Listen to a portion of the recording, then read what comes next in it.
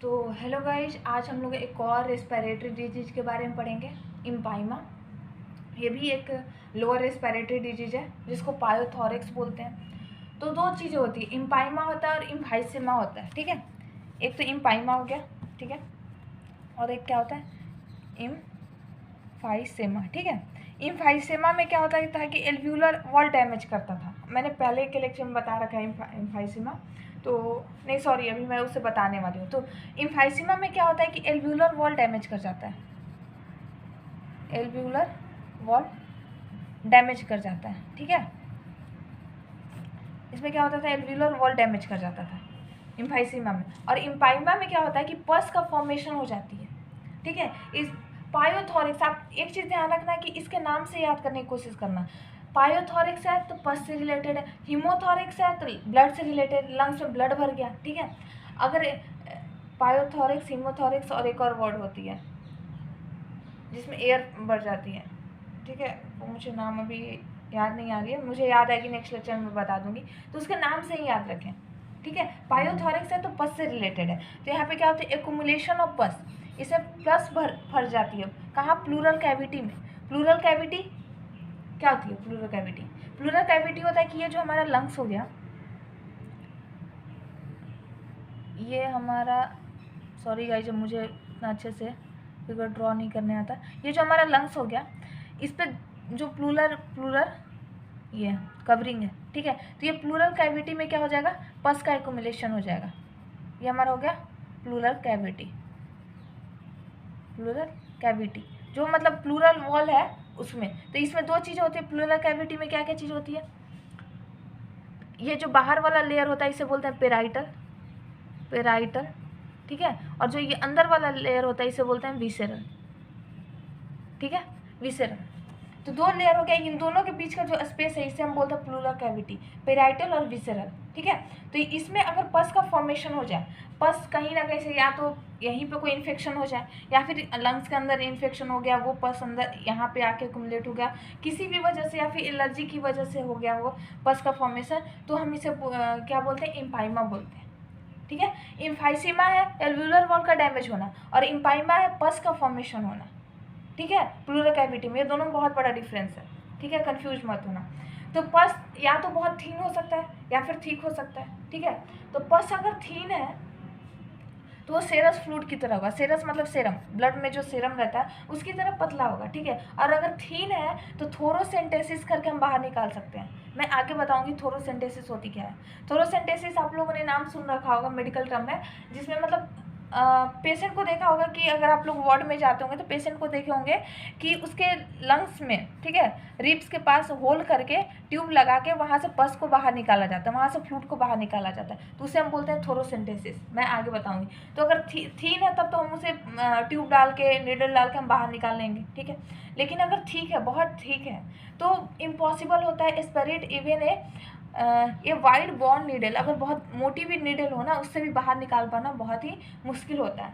ठीक है, अगर थिक पस है तो इसका कॉज क्या क्या हो सकता है। तो पस का फॉर्मेशन कब होगा, या तो कोई वहाँ बैक्टीरियल इन्फेक्शन हो जाए, निमोनिया हो जाए, ठीक है, कफ ज़्यादा बनने लगे, ठीक है, तो वहाँ पे बैक्टीरियल इन्फेक्शन बहुत ज़्यादा हो जाए। तो नॉन बैक्टीरियल इन्फेक्शन में क्या हो गया कि वहाँ पे किसी भी तरह का लंग्स में एलर्जी हो जाए तो भी चीज़ें हो सकती है।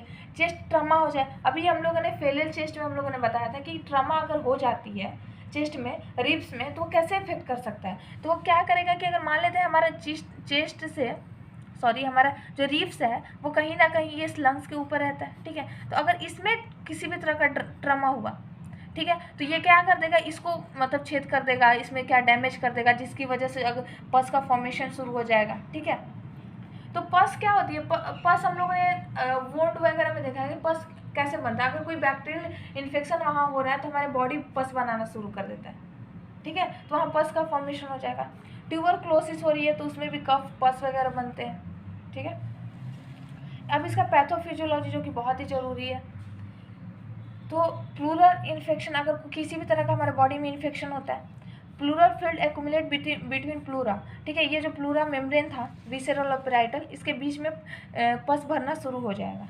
ठीक है, increase width of pleural membrane, और प्लूरल मेम्ब्रेन में जब पस भरेगा तो हम लोग जानते हैं कि कहीं भी अगर कुछ एक्यूमुलेशन होने लगता है तो उसका सरफेस एरिया इंक्रीज करना शुरू कर जाएगा। तो ये मान लेते हैं कि विसरल है और ये पेराइटल है, तो उसके बीच में अगर पस भरना शुरू होगा तो उसका जो मेम्ब्रेन है वो इंक्रीज करना शुरू कर देगा, जिसकी वजह से क्या होगा कि वो कहीं ना कहीं कंप्रेस करेगा। मान लेते हैं कि ये जो वॉल है, ठीक है, ये जो वॉल है अगर इसकी थिकनेस बढ़ने लगी, ये थोड़ा थोड़ा थिक होने लगा, ठीक है, इसकी थिकनेस, इसकी मोटाई बढ़ने लगी, तो क्या करेगा, कहीं ना कहीं लंग्स को कंप्रेस करेगा अंदर की तरफ, लंग्स को कंप्रेस करेगा इनवर्ट की तरफ। तो ये हमारे क्या करेगा कि हमारे लंग्स की मूवमेंट को भी ये डैमेज करेगा, लंग्स अपना प्रॉपर मूवमेंट नहीं कर पाएगा, ठीक है। अगर मान लेते हैं कि कोई पाइप है और बहुत टाइटली वो हो रहा है, मतलब पानी उसमें भर रहा है, या फिर आप बैलून को देख लो तो वो सरफेस एरिया अपना बढ़ाने लगता है, ठीक, कहीं ना कहीं हमारा जो मसल्स है वो इलास्टिक होता है, तो वो भी क्या करेगा कि इसमें जब पस भरने लगेगा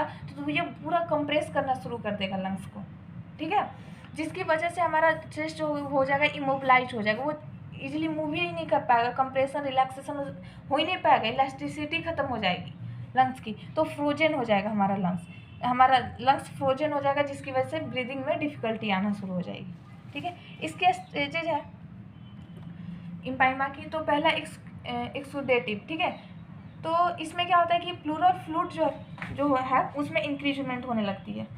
जो हमारे बॉडी में प्लूरल फ्लूइड है, प्लूरल फ्लूइड कहाँ होते हैं, प्लूरल कैविटी में, ठीक है, ये फ्लूइड कहाँ होते हैं, अभी हमने ऊपर बताया था प्लूरल कैविटी में, ठीक है। प्लूरल कैविटी में प्लूरल फ्लूइड शुरुआत में क्या होगा एक्सुडेटिव में कि इन्फेक्शन की वजह से ये प्लूरल फ्लूइड जो है इंक्रीज करने लगता है। तो दो टर्म होती है, आप लोग कंफ्यूज नहीं हुआ ना, एक्सुडेटिव होती है और ट्रांसड्यूटिव होती है, ठीक है, ट्रांसड्यूटिव होती है, ठीक है, थोड़ा स्पेलिंग मिस्टेक हो सकती है। तो ट्रांसड्यूटिव जो होती है ये विदाउट इन्फेक्शन की होती है, और एक्सुडेटिव होती है विथ इन्फेक्शन, अगर इन्फेक्शन हो रहा है तभी ये मतलब प्लूरल फ्लूइड इंक्रीज करने लगती है, ठीक है। फाइब्रोप्लूरल सेकेंड स्टेज है, जिसमें क्या होगा कि धीरे धीरे अब वहाँ पे क्या होगा कि डेड ल्यूकोसाइट्स वगैरह भी, डेड सेल, डेड एक्यूमुलेशन होने लगेंगे, ल्यूकोसाइट्स वगैरह जो भी रहेंगे वहाँ पे ब्लड का ल्यूकोसाइट्स वगैरह रहेगा, पस का फॉर्मेशन होने लगा, डेड ल्यूकोसाइट्स वगैरह एक्यूमुलेट होने लगेंगे। ऑर्गेनाइजिंग स्टेज में क्या होगा कि वहाँ पे थिक फ्लूइड डिपोजिशन होने लगेगी, ठीक है, पस लाइक थिक फ्लूइड वहाँ पे डिपोजिशन होने लगेगी। तो इसका 3 स्टेजेज है।